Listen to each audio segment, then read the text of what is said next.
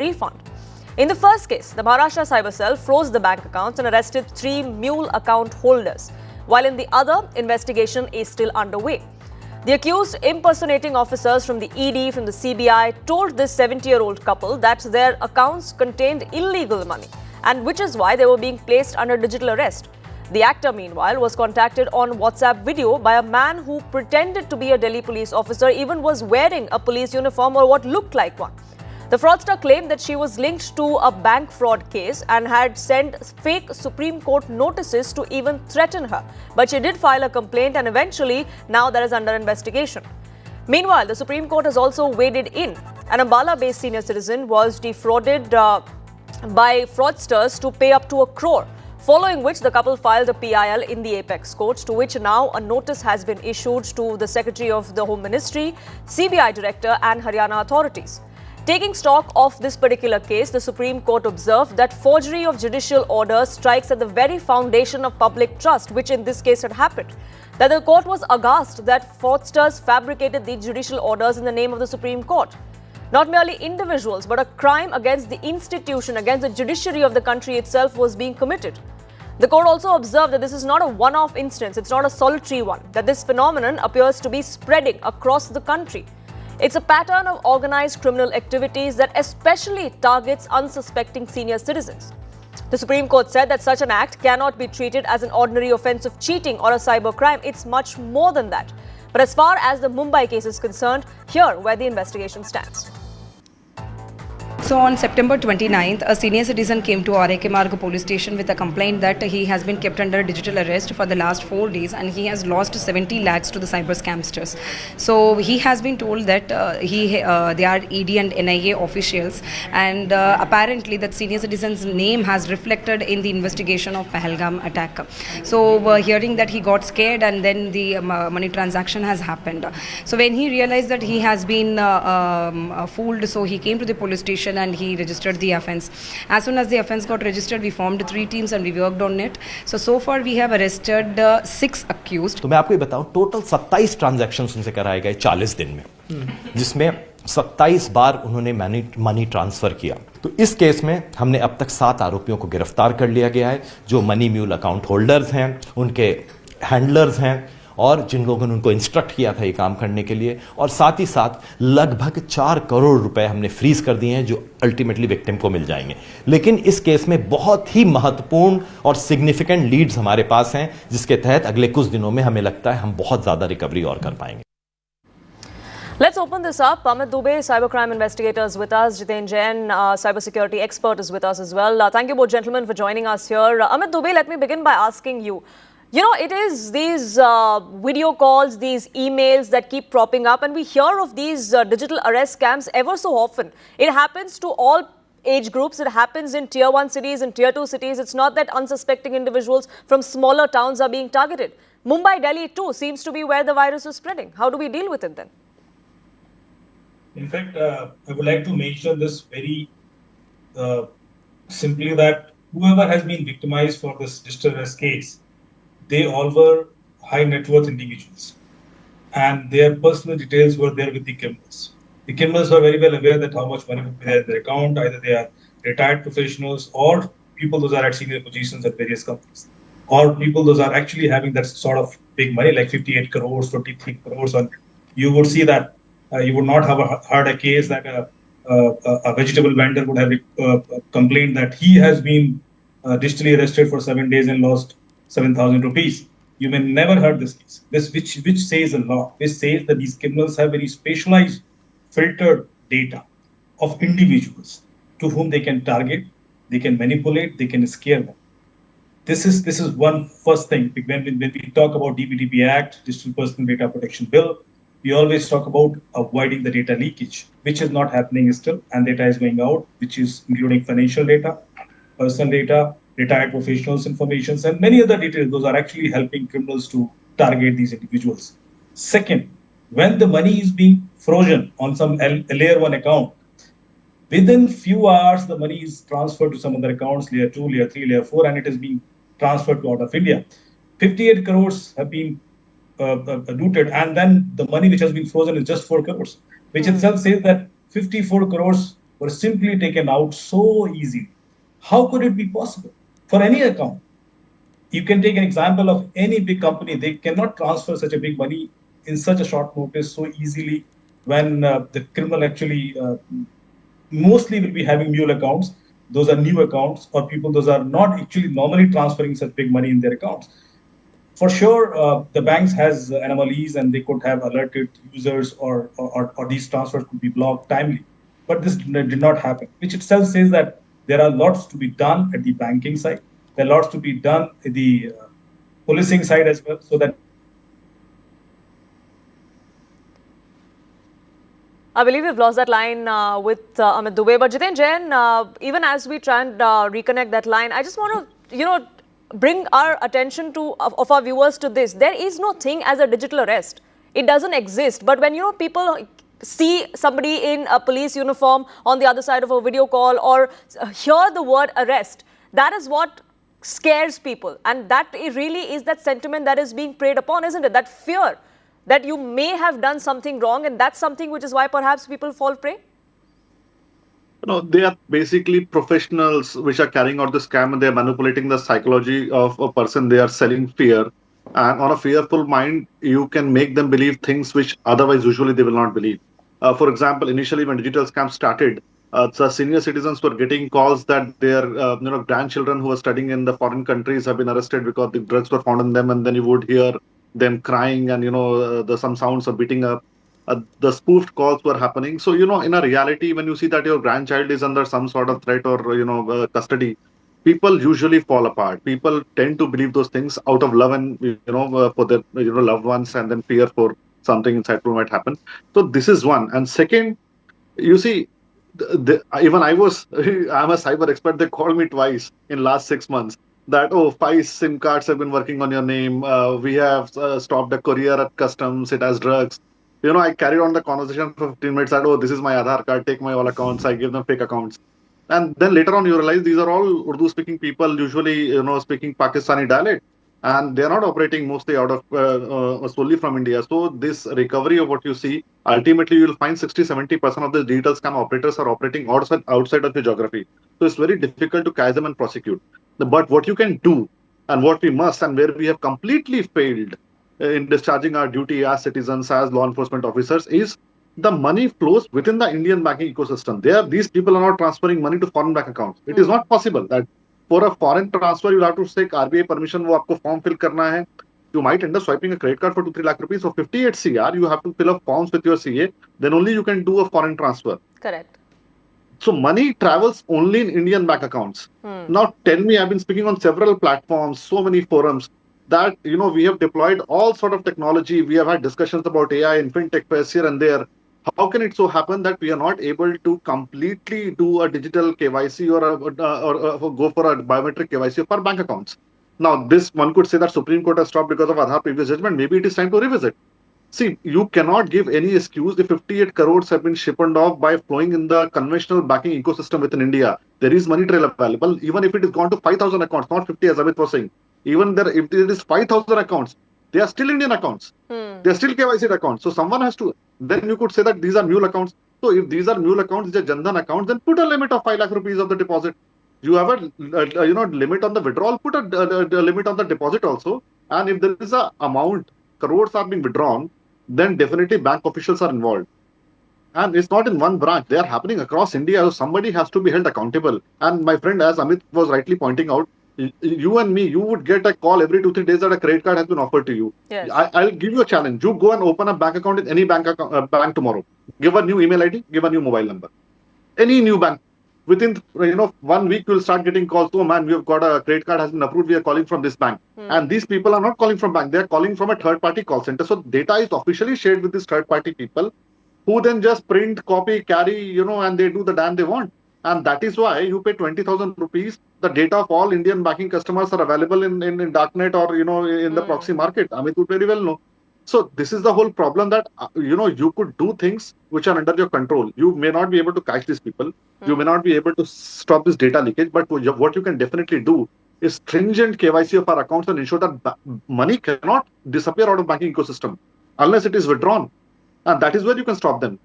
We are talking about providing Aadhaar, face-based authentication of Aadhaar payments. Tomorrow, these people will just, make somebody drink two whiskeys and say that put your face on Aadhaar, make payments, they'll have new accounts. They'll start distributing liquors like politicians have been giving in rural areas, and they'll start doing the KYC from their But accounts. logistically speaking, Amit Dubey, is such a suggestion that is coming to the fore. Logistically speaking, is that possible to do in a country like ours? Or would that be a complete nightmare? I'll give you an example that in UK, last year they made a law in October that whether it is victim's mistake, whether it is bank mistake, if any fraudulent transaction happens which is reported by the victim, the bank is completely liable to pay back that money till £90,000 within 5 days. Why are they forced to make this law? Because banks are always taking the advantage of pushing this onus on the victim that this is your mistake, you trusted, you did this mistake. But actually, this is happening. This cannot happen without the support of the banks. What Jitin is trying to focus. See, banks are actually involved.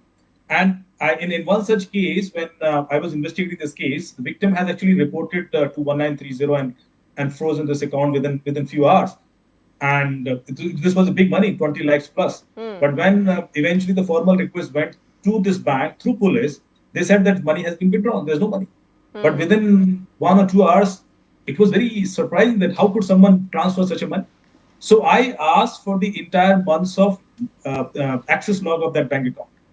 And then I was surprised. Initially, bank was rejecting this request, but then we forced through the court, and then they accepted it, and we got it, and we realized that when the victim has frozen this account, at that time the money was there.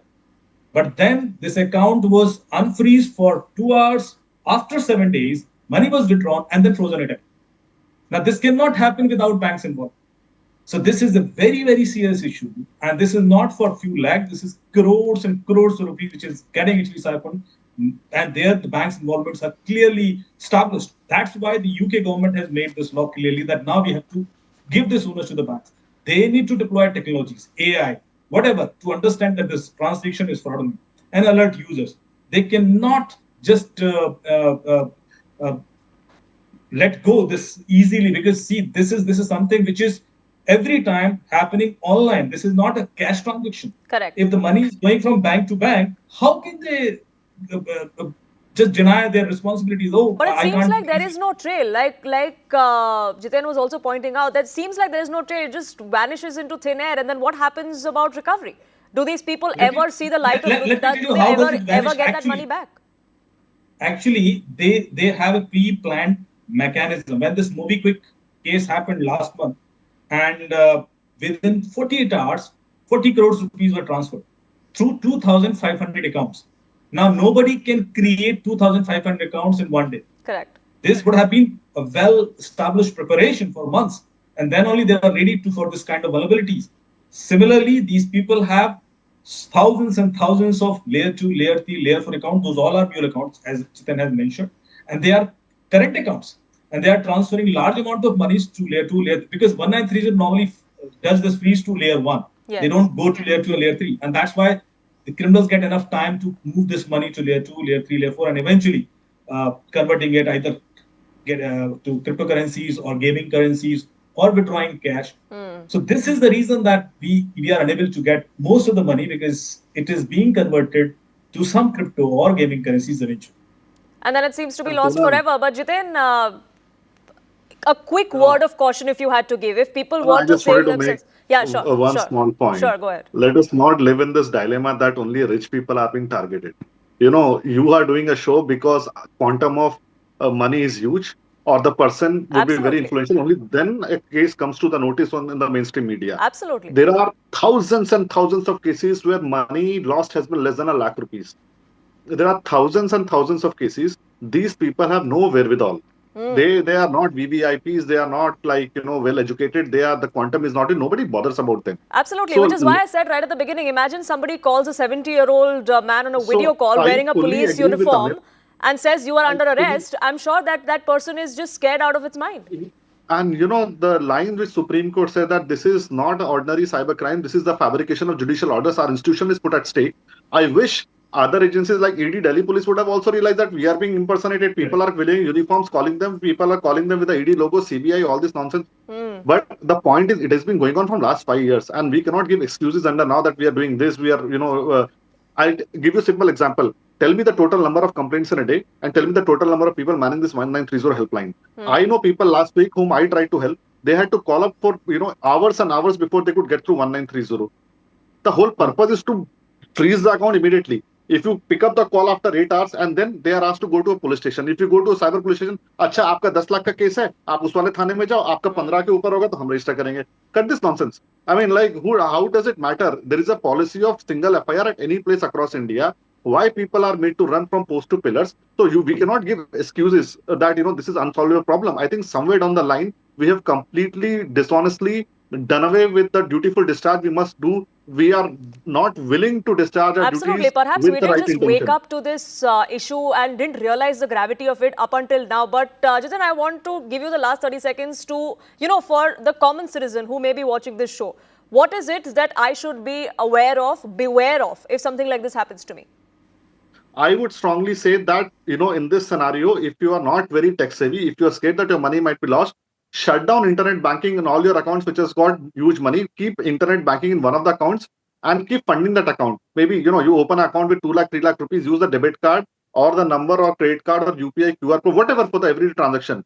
The main accounts where your lifetime savings are involved, I mean, I strongly tell people, unless and until you're very tech savvy and you know what you are doing, just take off internet banking or put a secondary verification from a second person. Now, banks are giving this feature that if a company is transferring money, let's say 10 crores, 20 crores, a manager has to approve. So at least 2 people are involved in the process for the cross verification. So I'm not saying that you get scared of online banking and move away. No. But if you are worried, then this is one of the ways. And maybe banks should provide this feature that if a large quantum of money is involved, then they should involve a second family member to verify whether this transaction is genuine or is the legitimate transaction or not. And Right. I'll give you one example. So steps have to be HSBC taken Bank. on. Just Steps last have to be 20 taken seconds. on. Unfortunately, Just I'm last 10 completely seconds. out of time. Sure. Last 10 seconds, please. I wanted to change my device in HSBC Bank in UAE. The person called me that, are you being instructed by someone? Can you come on video? Can you show me that you are not under duress? I mean, these are such a small thing of 5 seconds Indian banks should also do.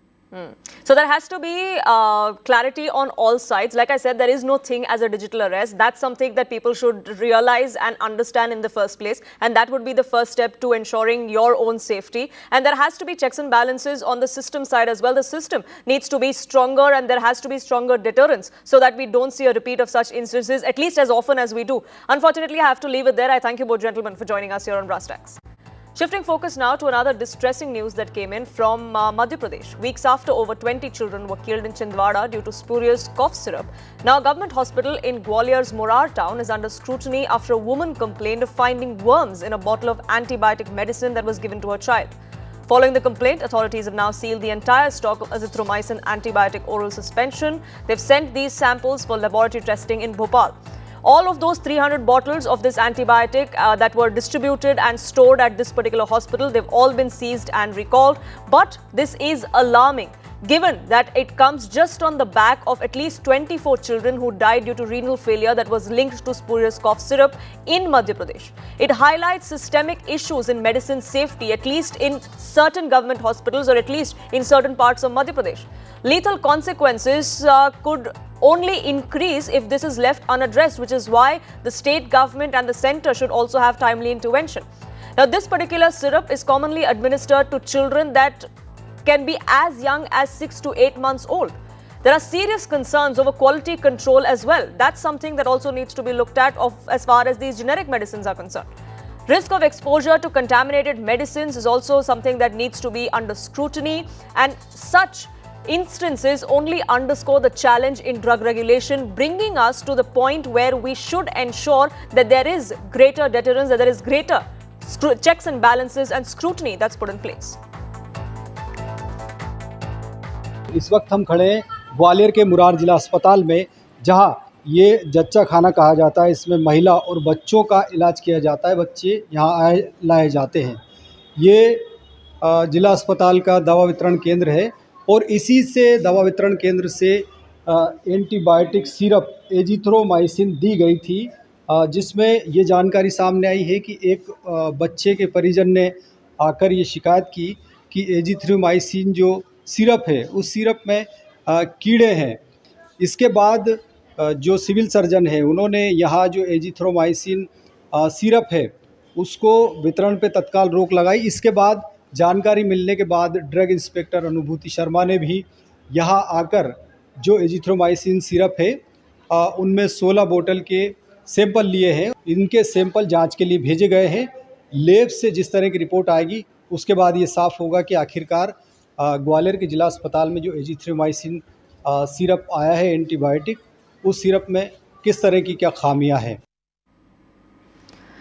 Let's open this up. Dr. Mohsin Wali, Padma Shri awardee and former physician to 3 Indian presidents, now joins us. Dr. Wali, thank you so much for speaking with us here on Brass Tacks. Unfortunate circumstances, one would say that we're speaking in, but this is pretty alarming. Azithromycin is one of those syrups that is given to children as young as less than 1 year old, if I'm not mistaken. And it is one of those drugs that are allowed to be prescribed to children. Yes, very sad. और मैं ये कहूँगा हम लोग सुधरेंगे नहीं। पहले तो export जो किया था कफ सिरप अफ्रीकन कंट्री से रिजल्टमेंट हुआ था, वहाँ डेथ्स हुई थी।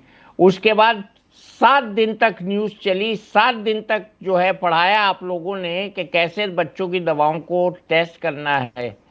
उसके बाद भी नहीं सुधर रहे हैं। अब ये कीड़े पड़ गए, अभी तक तो मिलावट थी, अब कीड़े पड़ रहे हैं। इसका मतलब बिल्कुल ही गंदी तरीके से इसकी मैन्युफैक्चरिंग हो रही है। मुझको अच्छी तरह याद है, एक चैनल शूट करके लाया था उस फैक्ट्री में जहाँ से बच्चों की मौत हुई थी राजस्थान में। वो कूड़े के जो ड्रम हम लोग नीले यूज़ करते हैं वही ड्रम में बन रहा था। और मैंने कहा था ये ड्रमों में बनता है। फिर 3-4 दिन के बाद ये हाँ रखे तो हैं ड्रम, आपको भी दिखा रहे हैं, यही है झगड़े की जड़। ये कूड़ेदान और ड्रम जो नीले वाले आजकल आ रहे हैं, इन्हीं में दवाइयाँ बना रहे हैं ये लोग, और ये बहुत अच्छी बात नहीं है। और ये तमिलनाडु के लोग तो मैं देखता हूँ बहुत समझदार हैं, वहाँ भी ये हुआ। और अब ये देखिए स्टैंडर्ड नाम से एजिथ्रोमाइसिन एंटीबायोटिक, आपने बिल्कुल ठीक कहा, बहुत कॉमनली यूज्ड एंटीबायोटिक है ये। और अगर कीड़े पड़ रहे हैं तो इसका मतलब इसमें जो रॉ मटेरियल यूज़ हो रहा है, जो लिक्विड यूज़ हो रहा है, जो सिरप यूज़ हो रहा है, उसकी कोई रख रखाव नहीं, मेंटेनेंस नहीं, परीक्षण नहीं। मैं आपको एक अजीबोगरीब बात बताऊं कि जब हमारा हादसा हुआ था अफ्रीका वाला, तो गवर्नमेंट ने, ड्रग कंट्रोलर ने, जिस भी डिपार्टमेंट ने रूलिंग दी थी कि जो भी एक्सपोर्ट हो कॉफ सिरप्स उसका टेस्ट स्ट्रिंजेंट किया जाए। जिन दिनों ये चल रहा था 8-9 दिन, ये कफ सिरप वाला वाकया जिससे बच्चों की राजस्थान में मौत हुई थी, ये फार्मेसी वाला श्रीसन वाला जी, तो मेरे पास एक दवाई बनाने वाला आया। उसने कहा डॉक्टर साहब बाहर जाने वाले सिरप पे तो स्ट्रिंजेंट चेक का ऑर्डर है, लेकिन जो इंडोर, जो डोमेस्टिक मार्केट में इंडिया में सप्लाई हो रहा है उसके लिए ये रूल नहीं है। तो इसलिए ये हादसा हुआ। अब कीड़े पड़ रहे हैं। अब कीड़ों का क्या है, बड़ा मुश्किल है। कीड़े हैं या वो कीड़े जैसी चीज़ है, मैं इसमें नहीं पढ़ रहा हूँ, लेकिन अनहाइजीनिक है। जहाँ ये बनता है वहाँ की सफाई नहीं है, या जहाँ बॉटलिंग प्लांट है उसकी सफाई नहीं है। और सिरप में देखिए मीठी चीज़ तो होती ही है, चाहे वो स्वीटनर हो या सिरप को तो हम, सिरप शक्कर का ही होता है बाई परिभाषा, बाई डेफिनेशन। तो उसमें जहाँ हम शक्कर रखते हैं तो उसमें प्रिजर्वेटिव डाला जाता है ताकि उसमें कोई कीड़ा ना पड़े, ठीक है। तो अब उसकी सुपरविजन कौन करेगा? अच्छा, वहाँ जो लेबर होती है वो करती है काम फैक्ट्री में। मालिक तो कभी कभी जाता है दफ्तर में, शीशे के ग्लास हाउस में बैठ के आ जाता है। जो लेबर है उनकी ट्रेनिंग भी तो करनी चाहिए कि भाई क्या सफाई रखनी है, कैसे ग्लव पहनने, आपको कोई चीज़ छूने के बाद, नाक पहुँचने के बाद वो कफ सिरप का ड्रम नहीं छूना है, या आप गए वहाँ टॉयलेट, वहाँ से आने के बाद किस साबुन से कितनी देर हाथ धो के फैक्ट्री में घुसना है। तो ये तो बहुत अफसोस की बात है, एक के बाद एक मज़हका खेज हादसे हो रहे हैं ये। मतलब हम रो भी नहीं सकते, इतना खराब हादसा है ये। मैं आपसे यही इसका सोल्यूशन क्या होगा डॉक्टर वली जी? क्योंकि फोकस ये भी होता है कि अफोर्डेबल मेडिसिन बनाई जाए। Does that mean that price कम की जाए, अफोर्डेबिलिटी देखी जाए, तो फिर क्वालिटी पे कॉम्प्रोमाइज हो? Is that what is happening? ये कुछ ना कुछ, देखिए मुझे माफ़ कर दें सब लोग अगर मेरी ये बात पसंद ना आए, सही ना लगे, हमको पता होता है ये लौट कहाँ जा रही है। और सरकारी विभाग में जा रही है तो ज़रा जाने दो, और ज़रा प्राइवेट मार्केट में जा रही है तो और ज़रा ध्यान से भेजो। ये क्वालिटी कंट्रोल का मैटर है मैडम। और ये बहुत ज़रूरी है कि हमारी जो ख़ास तौर से दवाएं हैं जो वर्ल्ड में सबसे अच्छी मशहूर हैं, सबसे सस्ती मशहूर हैं, हमारी तो दवाएं ऑलरेडी सबसे सस्ती हैं वर्ल्ड में, हमारे डॉक्टर्स की फीस सबसे सस्ती है वर्ल्ड में, हमारे अस्पतालों का ट्रीटमेंट भी वर्ल्ड स्टैंडर्ड्स के हिसाब से बहुत सस्ता है, और टाइम वेटिंग पीरियड भी नहीं है, हर चीज़ रेडिली अवेलेबल है। सोल्यूशन जब आपने बताया ना, नंबर 1 कफ सिरप मत प्रेस्क्राइब करो। कफ एक प्रोटेक्टिव रिफ्लेक्स है, हमारी बीमारी की इंडिकेशन को देता है, हमको ये बताता है कि हमारी छाती में या बच्चे की छाती में कुछ गड़बड़ है, उसको सप्रेस मत कीजिए। Don't use cough syrup unless it is absolutely absolutely absolutely indicated, number 1। Number 2, cough syrup के साथ हमेशा डोज होना चाहिए। छोटे बच्चों की, बहुत छोटे बच्चों की कफ सिरप में ड्रॉपर होना चाहिए, और माँ बाप को ये पता होना चाहिए कि हमें अपने सोने के लिए बच्चे को सुलाने का सिरप ज़्यादा नहीं देना। ये भी एक एक्सीडेंट होता है कि बच्चा रात के 2 बजे उठ के खांसने लगा, अब मैंने शाम को तो पिलाया था सिरप, 1 डोज और पिला दी आधी रात को, ये डबल डोज हो गई, तो उससे दूसरे तरह के एक्सीडेंट्स होते हैं, एक्सेस स्लीप होती है या ब्रेन पे उसका असर होता है, ये अलग बात है। लेकिन ये जो आज हम डिस्कस कर रहे हैं कीड़े वाली बात, ये तो बिल्कुल न्यारी है। हमारी दादी कहा करती थी तुम्हारी अकल में कीड़े पड़ गए हैं क्या, वो मुहावरा हमें याद आ रहा है। तो कीड़े पेट में तो पड़ते हैं बच्चों के, लेकिन बच्चों के कफ सिरप में हमने पड़ते हुए नहीं सुने। मैं 50 साल का कैरियर है मेरा, मैंने बहुत छोटे शहर में भी रहा हूँ, बहुत बड़े शहर में भी रहा हूँ, लेकिन मैंने कफ सिरप में कीड़े वाली बात कभी नहीं सुनी। और मैं ये दुआ करता हूँ कि कीड़ा नहीं निकले, कुछ और इम्प्योरिटी निकले, कम से कम कीड़ा तो ना पड़ा हो कफ सिरप में, नहीं तो माँ बाप बेचारे क्या करेंगे, कहाँ से लाएंगे दवा। बिल्कुल, अजिथ्रोमाइसिन जैसी दवाई एंटीबायोटिक है, like I said, is generally prescribed to a lot of kids. A lot of kids could be at stake, and that's something that needs to be nipped in the bud right away. Dr. Wali, thank you so much for speaking with us here on CNN News 18 and sharing your perspective. Moving on, the special investigation team appointed by the Kerala High Court to probe the Sabrimala gold robbery case has made its first arrest. Prime accused Unnikrishnan Potti was arrested hours after questioning by the SIT team. The SIT has recorded 2 separate cases against him, who allegedly smuggled gold out of the temple under the guise of being a sponsor. His arrest marks the first breakthrough in the theft of the gold from the Dwarpalika, which is the guardian deity of the idol of that and the threshold of the Srikovil at the Sabrimala temple. In fact, the gold-padded copper plates of the Dwarpalika idols have just been reinstalled today. So what is this entire controversy to begin with? These idols were originally gold-clad using donations including 1.5 kilograms of gold from Vijay Mallya. This happened back in 1998-1999. About a decade later, in 2019, 2 decades later, in fact, the Dwarpalika idols at the Sabrimala temple were sent to a Chennai-based firm, Smart Creations, for that gold replating. When those idols were returned to the temple, 4.5 kilograms of gold was missing, and that weight discrepancy raised several alarms. A 2019 email from Unnikrishnan Potti to the Devasam board requesting permission to use the leftover gold for a girl's marriage is one of the reasons why he was under the scanner when this SIT was formed. Now, he is a priest-turned-sponsor. He was closely involved in the gold-plating work of the Sabrimala temple, of these idols at the temple. He had previously sponsored the gold coating of the Dwarpalika idols in 2019, which was originally done with gold, like I said, donated by Vijay Mallya. In his letter back in 2019, Unnikrishnan Potti had claimed that he had some leftover gold after completing the gold-plating work on these idols and the main door of the Sanctum Sanctorum. He then requested or asked for permission to use the remaining gold for a girl's marriage, describing her as someone who needs the support and seems to be genuine. He asked for the board's valuable opinion and expressed willingness to coordinate with them on that matter. Now, while that letter is public, we don't know what exactly the response of the Devasam board was, but which is why we are seeing several politicians, especially from the BJP, raise hackles, claiming that the state government had to be in the know of what was transpiring.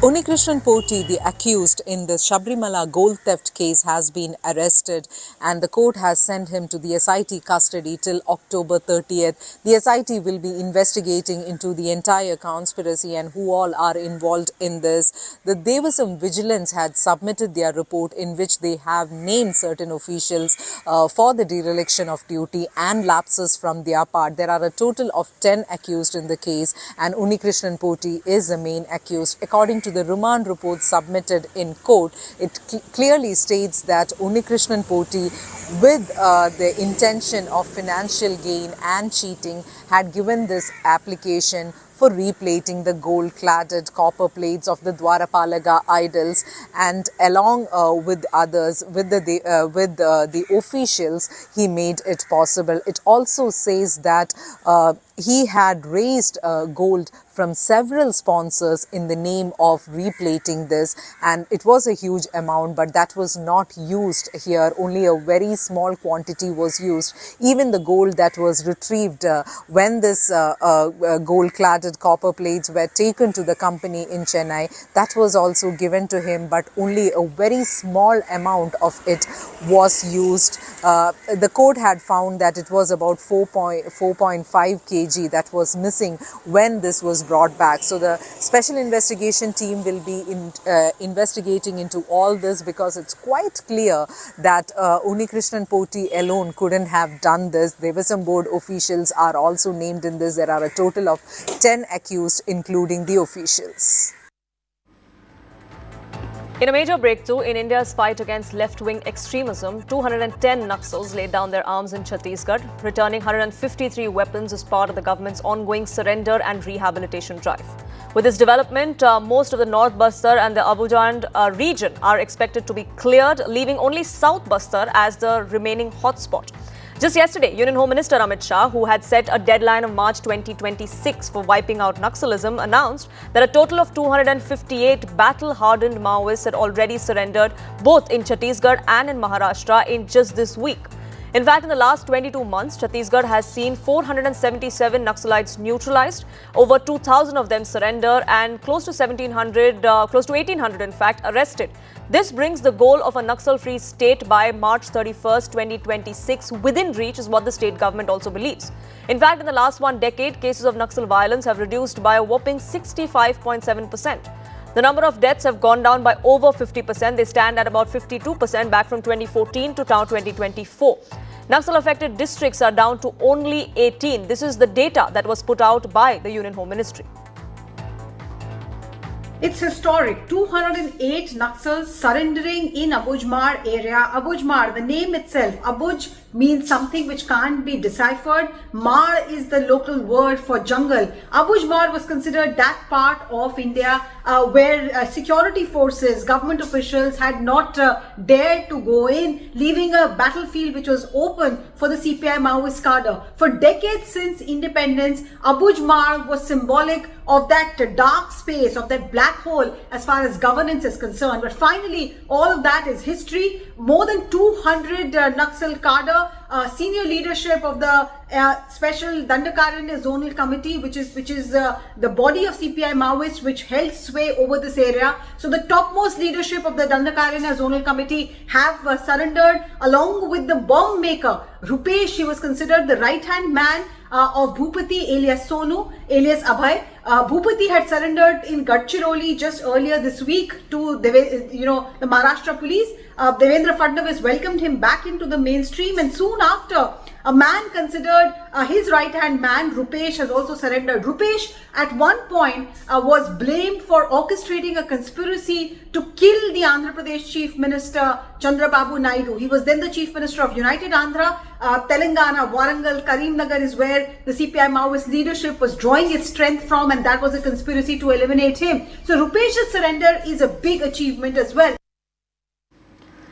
Another firing incident has been reported at Caps Cafe, owned by comedian Kapil Sharma in Surrey in Canada. According to reports, multiple rounds were fired at that location. Gangsters Goldie Dillon and Kulveer Sidhu have claimed responsibility for this attack. They posted a message on social media to claim responsibility.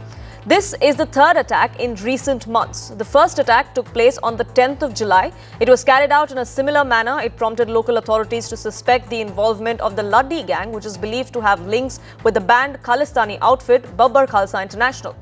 Then on August 7th, Kapil Sharma's cafe came under attack for a second time. The establishment, which is jointly owned by the comedian and his wife, was struck by gunfire. Then there were reports that suggested that at least 25 rounds were fired. A video of that incident has also surfaced online. It showed the sound of multiple gunshots outside the cafe. And just yesterday, at approximately 3:43 a.m., Surrey police responded to reports of a shooting at that very cafe. Now, why exactly is it that pro-Khalistani sentiments, pro-Khalistani elements are behind Kapil Sharma? Well, Gurpatwant Singh Pannoon issued a threat against the comedian, asking him to either wrap up his operations of his cafe in Canada or speak up against India. Pannoon threatened Kapil Sharma, saying his cafe was what he called a symbol of Modi's Hindutva ideology. Pannoon said that this ideology was responsible for the killing of Khalistani activist, as he claims to be, Hardeep Singh Nijjar. He said that this was a loyalty test for Kapil Sharma. Choose, it's either Canada or it's India. This is a CNN News 18 mega exclusive. In inputs shared by securities editor Mr. Manoj Gupta, we bring you the inside story of the attack that took place on Kapil Sharma's cafe. What we are learning now is that Pannu is exploiting youth for asylum cases. Goldie Dillon is the client of Pannu in this asylum case. Goldie Dillon is very closely working for November 2025 referendum in Ottawa with Pannu. Now, Pannu is funding social media influencers and journalists to recycle the SFJ narrative. They use social media as diaspora grievances to create fake legitimacy loops. As far as the attack on Kapil Sharma's cafe is concerned, Gurpatwant Singh Pannu and associated handlers have been using asylum and legal service channels. Pannu has used diaspora event networks to shelter, move and make money from young activists. Pannu has created a potential pipeline that could be exploited by criminals. In fact, the recent shootings in Suresh Cap's cafe have been claimed by Lawrence Bishnoi Network and Goldie Dillon. They've highlighted how criminal groups have been operating in the same diaspora ecosystem. A major controversy is brewing in the United Kingdom following the decision to ban Israeli club Maccabi Tel Aviv's fans from their upcoming Europa League match against Aston Villa and Birmingham. The controversy erupted after Safety Advisory Group, following advice from West Midlands Police, classified the November 6th fixture as high risk due to safety concerns, including the potential for protests related to the Israel-Gaza conflict. Violent clashes at a previous Maccabi Tel Aviv match in Amsterdam were cited as this reason. The move has drawn swift and forceful condemnation from the highest levels of the British government. Prime Minister Keir Starmer called the ban a wrong decision, stating that they will not tolerate anti-Semitism on the streets of the United Kingdom.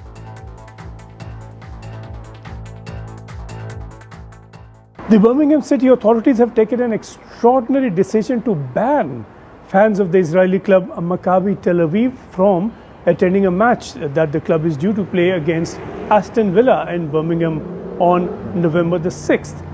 The declared reason is safety concerns. The authorities appear to have in mind an attack very recently on October the 2nd on a synagogue in Manchester, and that's an attack in which one person was stabbed to death by an attacker, another was accidentally killed by the police. Also, clashes had broken out in Amsterdam last year through the course of a match that this club played there, and a number of clashes broke out between Israeli fans and pro-Palestinian groups in Amsterdam.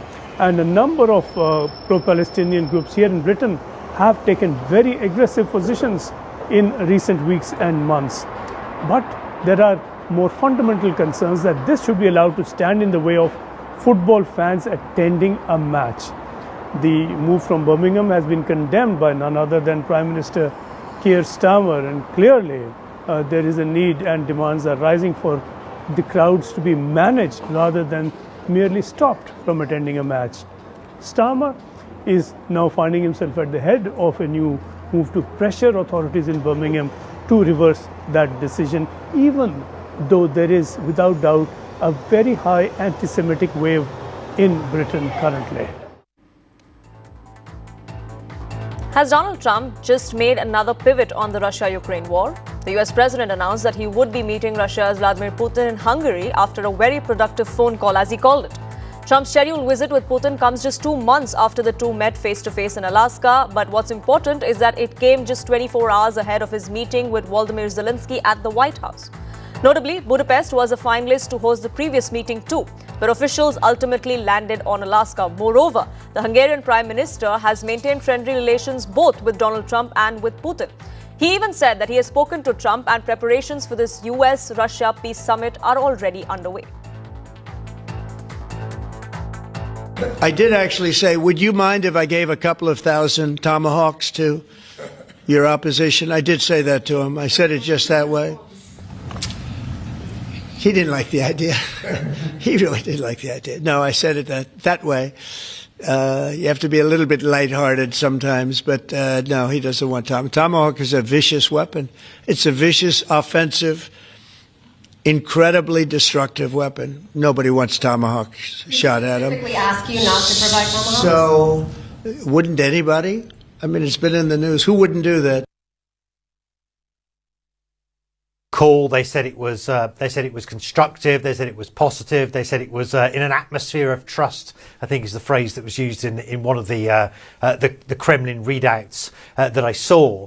In terms of the tomahawks, well, look, I mean, first of all, the timing of this, you can't ignore it. I mean, the fact that this call was initiated by the Russian side, by the Kremlin, they called the White House, in other words, on the eve of that meeting between President Trump and President Zelensky, where they were due to talk about, and still are due to talk about, the merits of giving Ukraine these long-range, powerful Tomahawk missiles. That would have played in very strongly into the calculus of the Kremlin to make this call right now, to try and get in Trump's ear before he sits in the Oval Office or wherever he's going to meet President Zelensky. Putin told Trump what he's been saying publicly for some time, which is that these missiles, these Tomahawks, even though they've got a long range of more than 1,500 miles, even though they could potentially target Moscow and St. Petersburg, major Russian cities, they could help Ukraine target energy infrastructure locations around the country, at least in the European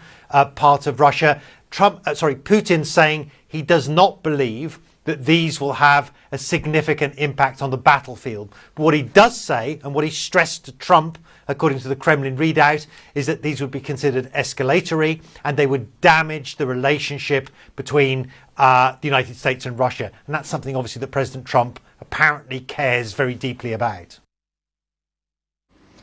Now, in a few hours from now, Ukrainian President Volodymyr Zelensky will sit down with US President Donald Trump in a meeting at the White House at the Oval Office. And what is going to be of key importance is Ukraine pressing for long-range US Tomahawk missiles. This even as Trump appeared to row back on that issue. In fact, he backed away from the issue following that call with Putin yesterday, saying that he had some concerns about running down US talks. Well, this lunchtime Oval Office meeting is going to be the 6th meeting between Donald Trump and Volodymyr Zelensky. Here's what's on the table. Tomahawk missiles are potentially on the line for Ukrainian President Volodymyr Zelensky as he visits President Donald Trump at the White House today. They have a long enough range for Ukraine to strike Moscow. Exactly such pressure may work for peace. Trump is floating the idea of providing Tomahawks to Ukraine. He says he mentioned that to Russian President Vladimir Putin in a phone call yesterday. I did actually say, would you mind if I gave a couple of thousand Tomahawks to your opposition? I did say that to him. I said it just that way. He didn't like the idea. Trump says his phrasing was lighthearted. He also says he plans to meet with Putin in Hungary to discuss bringing the war to an end. The president feels like great progress was made on this call. They also agreed to have a high-level senior staff meeting convened as early as next week. Critics say Trump could do more to put pressure on Russia. Increase sanctions, increase toughness as it relates to the oil, increase the weapons that go to Ukraine. They don't want Putin getting another photo op with Trump without Ukraine getting peace. If you make Russia vulnerable, they will negotiate at the table. If you don't, they'll just keep kicking the can down the road with you. Putin's playing, in my view, Trump right now. I'm Amy Kiley reporting.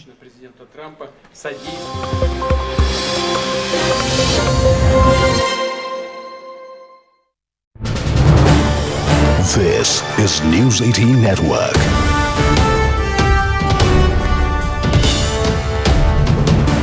India's largest news network. Coming in from Gujarat.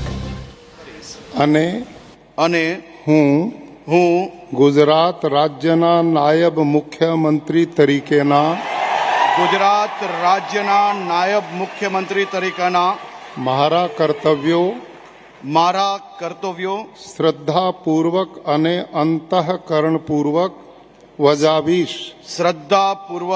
અંતઃકરણપૂર્વક બજાવીશ અને ભય કે પક્ષપાત રાગ કે દ્વેષ વિના તમામ લોકો સાથે સંવિધાન અને કાયદા અનુસાર ન્યાયપૂર્વક વર્તીશ હું હર્ષ રમેશ કુમાર સંઘવી ઈશ્વરના નામે સોગંદ લઉં છું કે હું ગુજરાત રાજ્યના નાયબ મુખ્યમંત્રી તરીકે જે કોઈ બાબત મારી વિચારણા માટે લાવવામાં આવશે અથવા મારા જાણવામાં આવશે તેની જાણ એવા નાયબ મુખ્યમંત્રી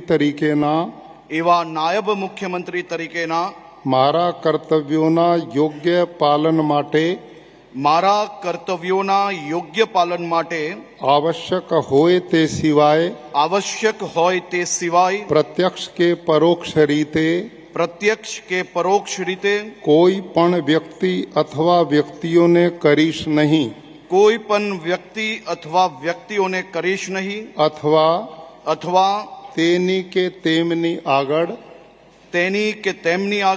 તેને પ્રગટ કરીશ નહીં ધન્યવાદ.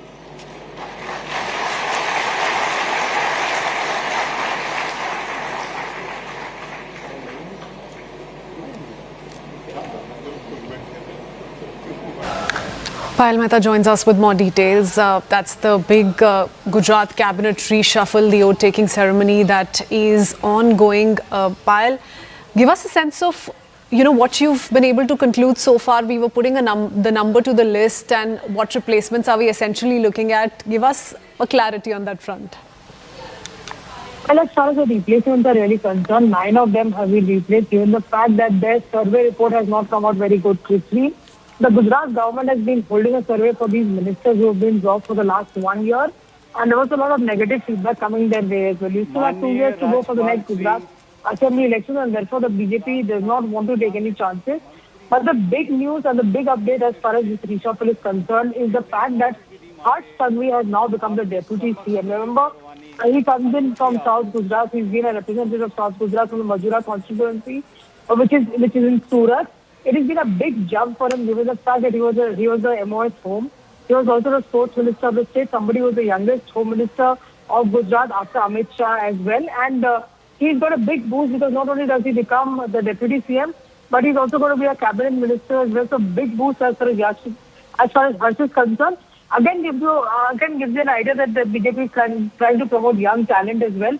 Harsh is one of those representatives.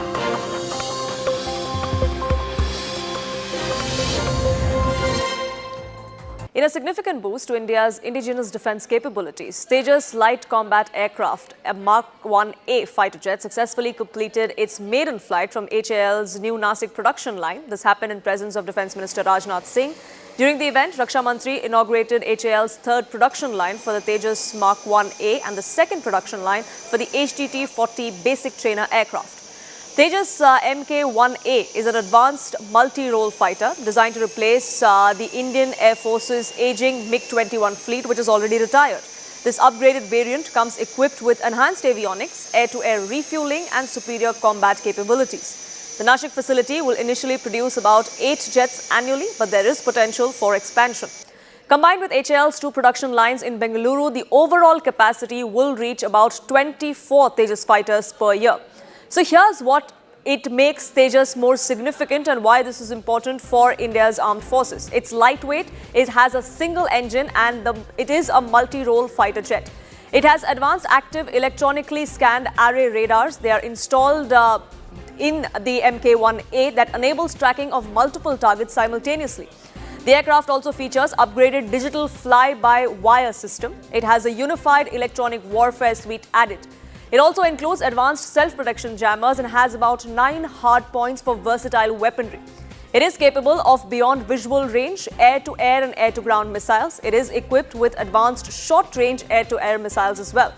But it took us a long time for this maiden flight to take off today for Atmanirbhar Bharat in defense to get new wings. Here's what the timeline looked like. In 1983 is when this light combat aircraft project was launched. This was launched to replace the MiG-21s. 1995, almost a decade later, the first technology demonstrator was rolled out. Then in 2001, TD-1's first successful flight was conducted. 6 years later, in 2007, PV-3 achieved its supersonic flight. Then in 2013, the first Tejas squadron was planned for the Indian Air Force. In 2015, the first series production aircraft was finally delivered. In 2016, the number 45 squadron was inducted with these Tejas jets. Then came the naval variant. That happened in 2019, where it landed on INS Vikramaditya. Then in 2021, a 48,000 crore rupee deal for 83 Tejas MK1A jets was approved. And today, we saw this particular aircraft take its maiden sortie. मेरे साथियों, आज ये Hindustan aeronautics limited द्वारा निर्मित light combat aircraft mark 1A तेजस की 3rd production line का उद्घाटन हो रहा है। इसके साथ ही HTT-40 एयरक्राफ्ट की 2nd प्रोडक्शन लाइन का भी उद्घाटन हुआ है।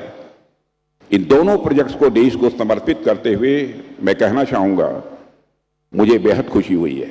आज जब मैंने नासिक डिवीजन में तैयार किए गए सुखोई 30 LCA और HTT-40 विमानों की उड़ान देखी तो मेरा सीना गर्व से चौड़ा हो गया। उनकी उड़ान रक्षा क्षेत्र में भारत की मैं मानता हूं, मैं इस रूप में देख रहा था, यह भारत की आत्मनिर्भरता की उड़ान है, यह भारत के सेल्फ रिलायंस की एक फ्लाइंग है। I know this has become an achievement for you, but I am going to start it with that looming question. When Hindustan Aeronautics Limited is going to deliver Tejas Mark 1 Alpha to Indian Air Force? I think we are on a very positive note today. We have seen the first flight of the first aircraft rolling out from our Nasik facility. It's a great occasion. In less than 2 years, our engineers and workmen have done a fantastic job of producing the first aircraft and making it fly today. The Defense Minister flagged off this flight.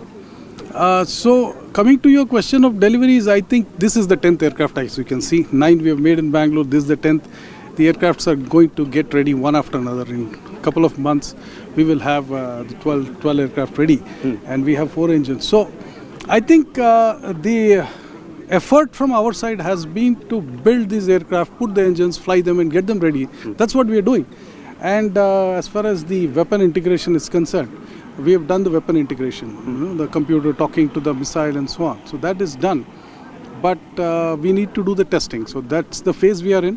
And we are very optimistic that in the coming months that will happen. Since it's confidential, I can't tell you about that. But we are sure that that will happen. And then we'll be in a position to deliver. So today I'm very upbeat that we are over the hill as far as deliveries is concerned. So, there has been, in fact, there are a number of timelines that are on social media. Several media houses are reporting. Last time when we spoke, mid 2028 was the time that by then you'll be delivering all 83 aircrafts. Any sort of timeline that you can give us now, starting from the initial delivery to the fulfillment of at least the first order?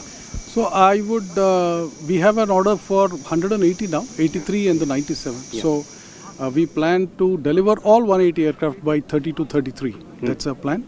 And the ramp up of the engines will happen from GE. So we are very confident by 30 to 33, all the 180 aircraft will be delivered.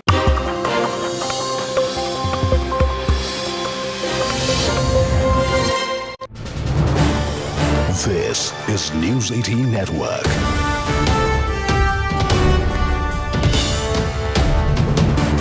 India's largest news network. Coming in from Gujarat. અને હું ગુજરાત રાજ્યના નાયબ મુખ્યમંત્રી તરીકેના મારા કર્તવ્યો શ્રદ્ધાપૂર્વક અને અંતઃકરણપૂર્વક બજાવીશ અને ભય કે પક્ષપાત રાગ કે દ્વેષ વિના તમામ લોકો સાથે સંવિધાન અને કાયદા અનુસાર ન્યાયપૂર્વક વર્તીશ હું હર્ષ રમેશ કુમાર સંઘવી ઈશ્વરના નામે સોગંદ લઉં છું કે હું ગુજરાત રાજ્યના નાયબ મુખ્યમંત્રી તરીકે જે કોઈ બાબત મારી વિચારણા માટે લાવવામાં આવશે અથવા મારા જાણવામાં આવશે તેની જાણ એવા નાયબ મુખ્યમંત્રી તરીકેના મારા કર્તવ્યોના યોગ્ય પાલન માટે આવશ્યક હોય તે સિવાય પ્રત્યક્ષ કે પરોક્ષ રીતે કોઈ પણ વ્યક્તિ અથવા વ્યક્તિઓને કરીશ નહીં અથવા તેની કે તેમની આગળ તેને પ્રગટ કરીશ નહીં ધન્યવાદ.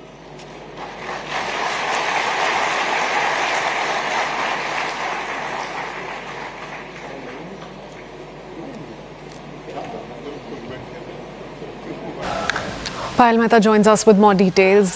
That's the big Gujarat cabinet reshuffle, the oath-taking ceremony that is ongoing. Payal, give us a sense of, what you've been able to conclude so far. We were putting the number to the list, and what replacements are we essentially looking at? Give us a clarity on that front.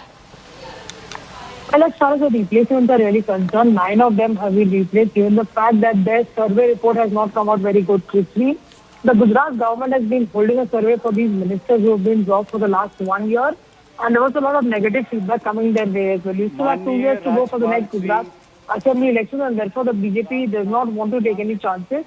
But the big news and the big update as far as this reshuffle is concerned is the fact that Harsh Sanghvi has now become the deputy CM. Remember, he comes in from South Gujarat. He's been a representative of South Gujarat from the Majura constituency, which is in Surat. It has been a big jump for him, given the fact that he was the MOS home. He was also the sports minister of the state.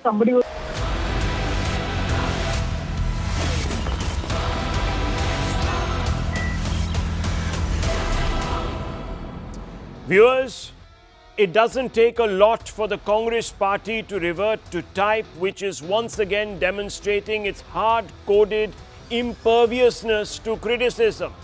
Recent snide shaming of prominent figures like the Murtis of Infosys and entrepreneur Kiran Majumdar-Shaw highlight a resurgence of that imperious emergency mindset that has also led them to curb the activities, viewers, of the RSS in the state they govern Karnataka. The Murtis are the latest. These icons who declined participation in a caste survey were publicly belittled by Karnataka Chief Minister Siddaramaiah. The Murtis decided not to be a part of this caste survey, viewers, and they gave a reason. They say we do not belong to the backward class. We're economically, socially and educationally advanced. It's no benefit to government or backward class from our data. Survey is to identify backward classes for facilities. Therefore, it is right for us not to participate. Unquote. In any case, viewers, it is not compulsory to participate in this survey. It's optional. But the Karnataka government dismissed their stance with a condescending remark, questioning their refusal to cooperate simply because of their association with the BJP. So even here, viewers, they began to see partisanship based on political preference. This is what the Karnataka Chief Minister himself said. He says, just because their Infosys, are they Bruhaspati or intellect?